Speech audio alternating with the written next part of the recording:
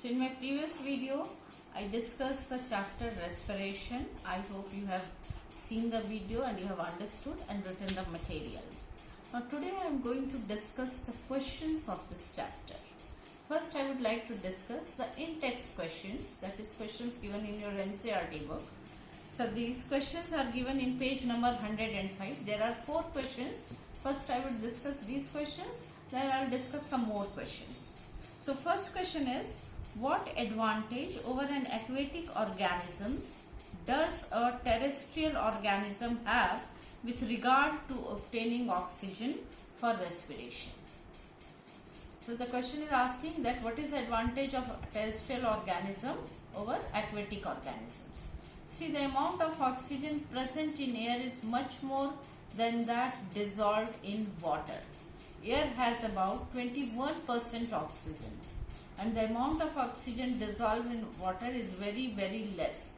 So terrestrial organisms do not need to breathe as fast as the aquatic organisms. Okay, so this is the advantage. Now the second question is, what are the different ways in which glucose is oxidized to provide energy in various organisms? See, there are 2 pathways of breakdown of glucose. One is aerobic, another is anaerobic. If this question comes, it may come for 3 or 5 marks questions. Now, you are supposed to write the pathway breakdown of glucose by various pathways, which I have already discussed, which is given in your book. It is figure 6.8. That glucose is first broken down into pyruvate. This step occurs in cytoplasm, and then further fate of pyruvate depends on the kind of organism and the availability of oxygen. So in yeast what happens? What happens in our muscle cells? And if oxygen is present, then what happens in the mitochondria? The whole this breakdown of glucose by various pathways. I hope you have understood. Now the next question is question number 3. How is oxygen and carbon dioxide transported in human beings?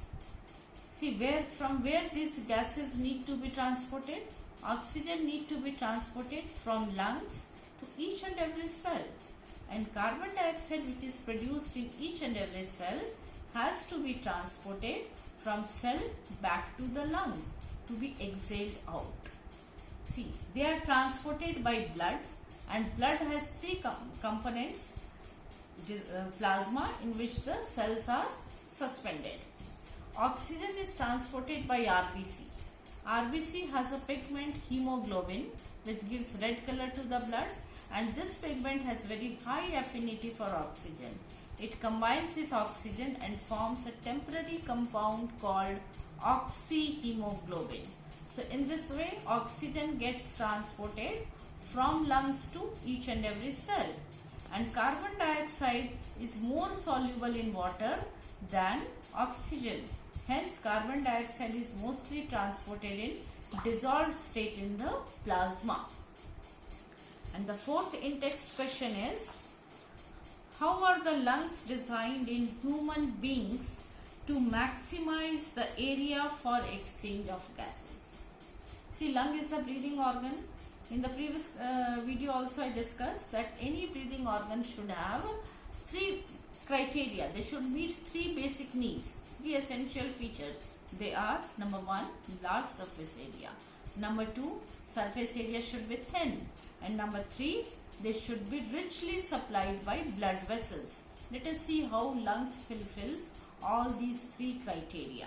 See, within the lungs, passage, that is trachea or windpipe, divides into bronchi. Each bronchi that enters into the lung, it further divides into primary, secondary and tertiary branch, and ultimately it ends into balloon-shaped structures called alveoli or air sac. If we spread this entire alveolar air sac, it would cover about 80 square meter. It means it provides a very large surface area. Now this alveoli is very thin. This alveoli is lined by squamous epithelium, and it is very thin, which permits the exchange of gases by diffusion. And third, this alveoli is richly supplied by blood vessels. In this way, the lung is designed to maximize the area for exchange of gases.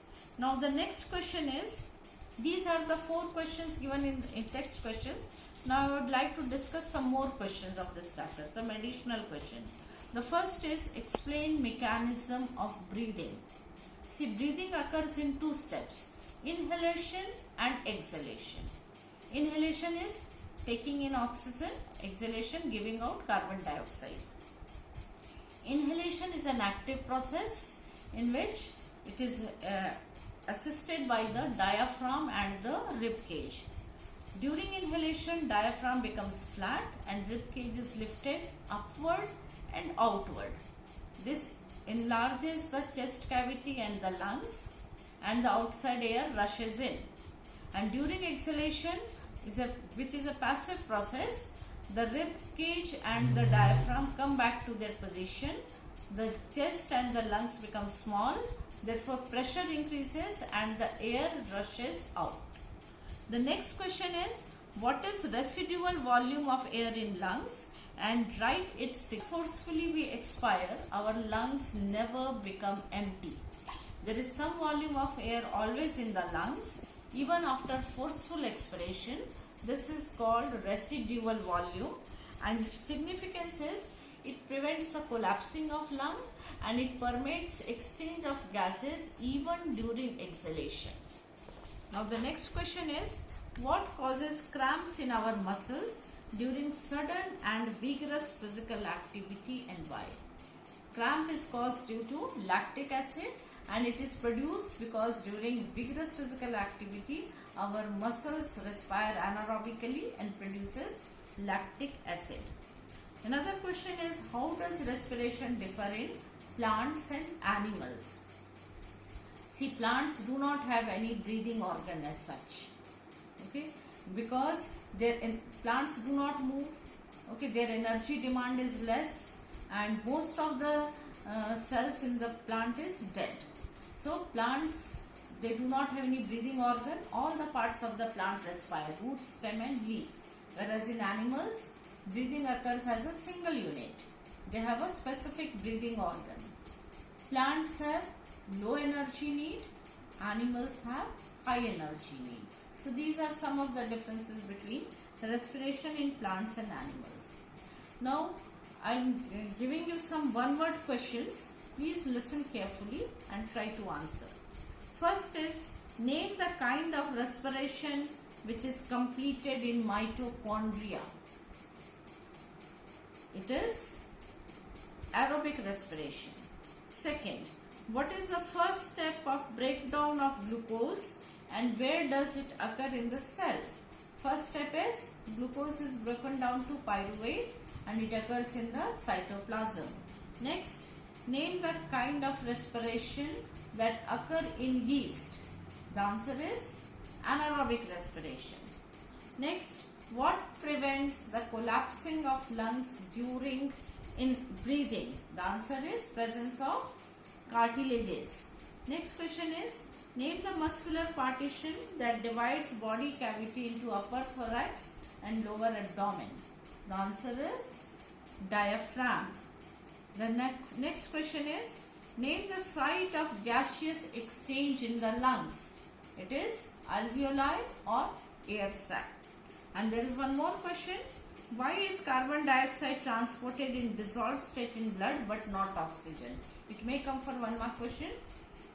The reason is carbon dioxide is more soluble in water than oxygen. Therefore, it is transported in the dissolved state but not oxygen. I hope you have understood. Please please write these answers in your copy. Thank you.